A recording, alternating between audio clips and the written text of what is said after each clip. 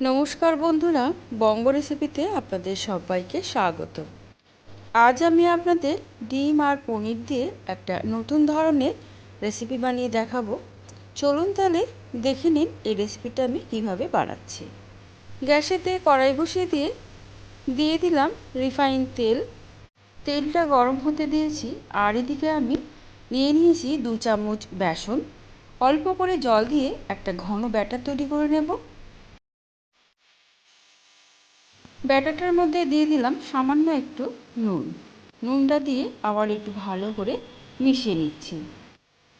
এবারে এই ব্যাটারের মধ্যে পনিরের টুকরোটাকে ভালো করে ডুবিয়ে নিয়ে কড়াইতে যে তেল গরম করতে বসিয়ে দিয়েছি তার মধ্যে দিয়ে আমি ভালো করে পনিরগুলোকে ভেজে নেব।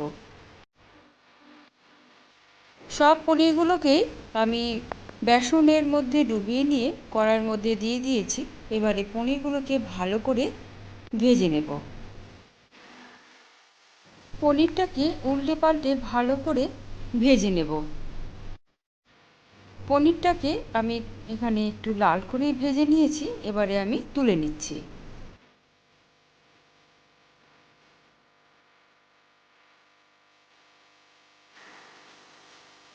আমি এখানে ডিমগুলোকে আগে থেকে সিদ্ধ করে পিস করে কেটে রেখেছি।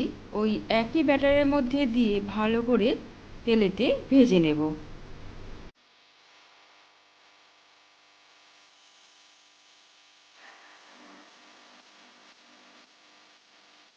ডিমটাকেও আমার এখানে খুব ভালো করে ভাজা হয়ে গেছে। এবারে একটা আলাদা জায়গায় তুলে নিচ্ছি। ওই একই তেলের মধ্যে আমি আলুগুলোকেও দিয়ে ভেজে নেব।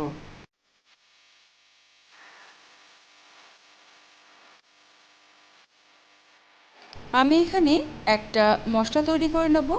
তার জন্য একটা ছোট সাইজের পেঁয়াজ নিয়েছি, 4-5টা রসুনের কোয়া নিয়েছি, অল্প একটু আদা নিয়েছি, আর একটা ছোট টমেটো নিয়েছি, আর দিয়ে দিলাম 2 চামচের মতন টক দই। আর এদিকে আমার আলুটাও ভাজা হচ্ছে। আলুটার মধ্যে দিয়ে দিলাম সামান্য একটু হলুদের গুঁড়ো। একটু ভালো করে নাড়াচাড়া করে নিয়ে আলুটাকে তুলে নেব।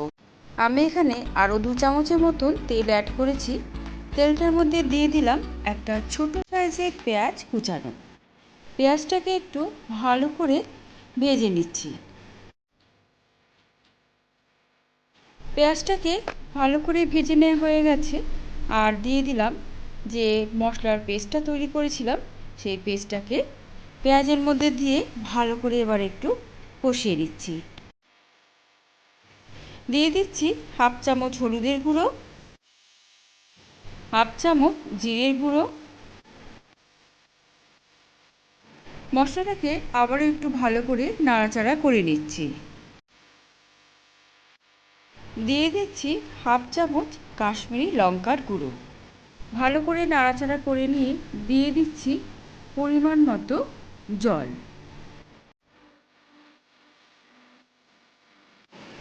জলটা দেওয়ার পরে আমি এর মধ্যে দিয়ে দেবো ভেজে রাখা আলুগুলোকে।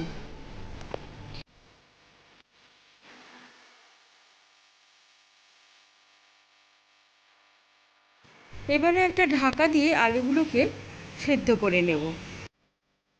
ঢাকাটা খুলে নিয়ে দেখে নেব আলুটা সেদ্ধ হয়েছে কি না। দেখে বোঝা যাচ্ছে আলুটা এখানে খুব ভালো করেই সেদ্ধ হয়ে গেছে। এবারে আমি দিয়ে দিচ্ছি ভেজে রাখা ডিম আর পনিরটাকে।